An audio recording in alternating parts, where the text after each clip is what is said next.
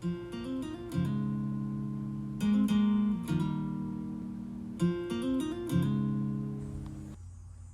guys, it's been a minute since I posted on my channel, so welcome back to the channel.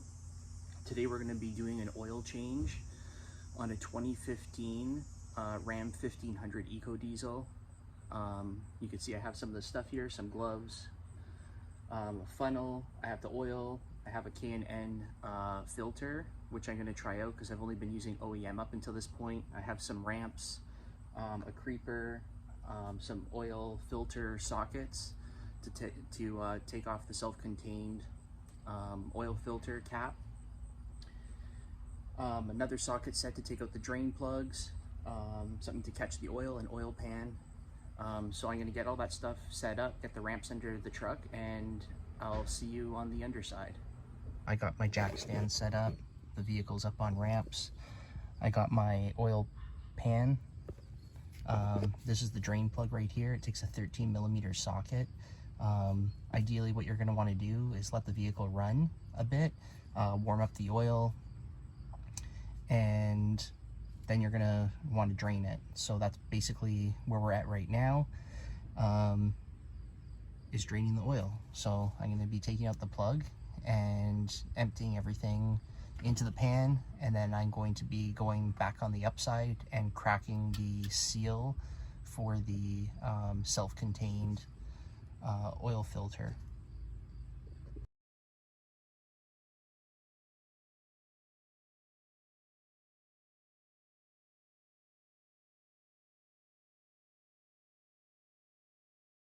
This is the oil filter cap right here. So it's basically a self-contained, like, external housing, and then you just put in like the raw filter inside. So this takes a 27mm socket. They usually come in sets, like oil filter socket sets, or you could buy them separate.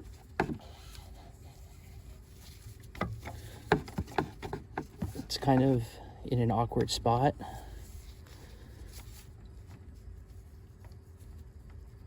So just try and loosen it up. Get this off, release any extra oil, let it drain down into the pan that you have set up below the vehicle.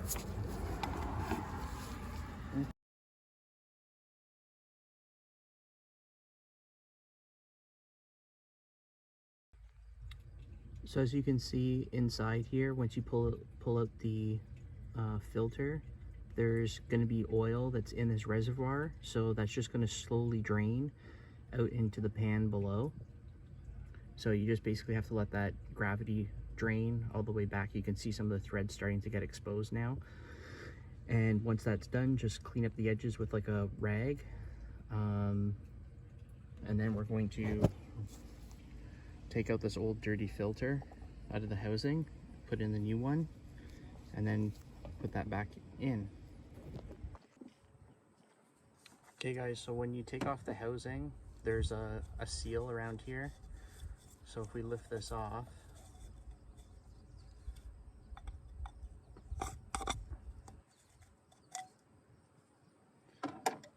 I'll clean this up a bit.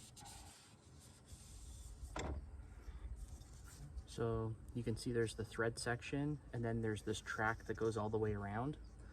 So when you get your new filter, there's going to be a new O-ring that has to go inside of here.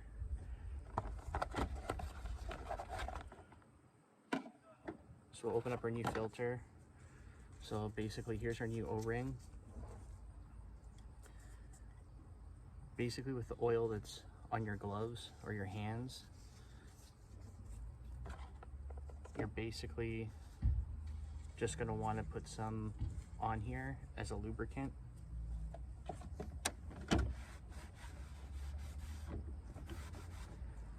And then you're going to want to slide this down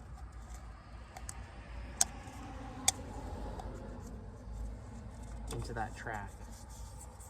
So you can see the new O-ring is down into that track. Make sure that you don't leave it on this lip here, just between the threads and where the O-ring's supposed to go. So I'm just going to clean up the threads a bit. Your new oil filter is going to go in and it clicks in. So you guys heard that click. So that's basically it. So it clicks in and it shouldn't pull out. And then we're going to put this, reinstall it back into the housing. Okay, so we have our oil filter in here. We're just going to line it up. Do it gently. This is very hard plastic. It's not metal, so you don't want to cross thread it. So just do it lightly till it grabs. And we'll hand tighten it as much as it can. And then the rest of the way, we'll use our socket.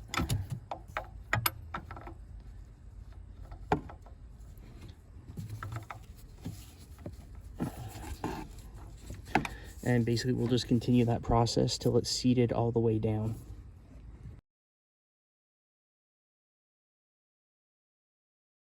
You can see it's just dripping a bit.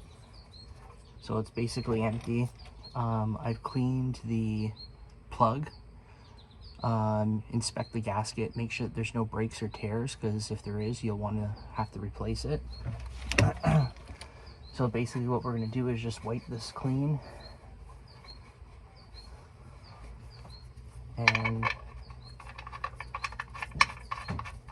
replace this.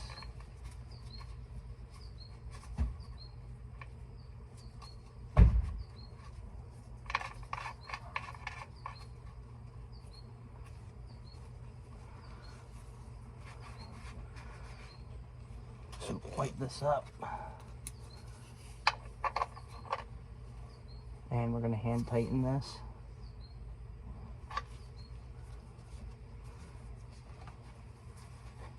Wipe off any excess. I've taken off the cap for this. Basically, this is the oil that we're using. Rotella T6 5W40.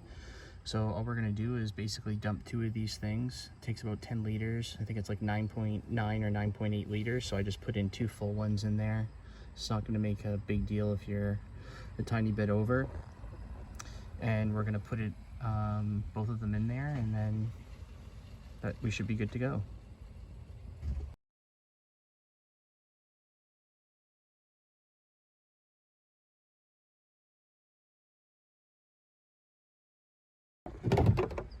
So the last thing that we're going to do is put back on the appearance package. So there's two little clips that this slides back into, and then you basically just press down, and that should be locked in there solid. With the engine just in run position, off, but in run position, so you can see right here, it's in run. What you're going to do is cycle over to the oil life, and you're going to hold this to reset it, confirm, you're going to press OK. So it's going to reset your oil to 100%. Once you run the truck, the little oil pressure symbol should disappear, because you just did the oil change and it opened everything up, so it has to reset like the oil pressure. So for that, you just have to basically run the car for a bit, run the truck for a bit, and that's basically it. Magnitude earthquake, toppling thousands of homes and buildings and resulting in several thousand deaths. Emergency. So that's how you do it. You could always cycle through. Let's see right here, cycle through to get the stats here. Okay, so oil temperature. So you can see your oil pressure. It should be up around the 200 mark. So that means that everything's sealed up. If you don't put on your cap properly, like where you filled the new oil from, you're gonna see that it's not keeping oil pressure. Well, I hope you enjoyed the video. That's how you do an oil change on the EcoDiesel. Saves you about $200. The dealer wanted upwards of $300 to do an oil change. The 10 liters of oil basically cost me $80 plus tax at Walmart. The oil filter was like $17–18 plus tax on Amazon, so we'll see how that new oil filter works out. There's some good reviews on it. But anyway, thanks for joining me and checking out the video. See you next time.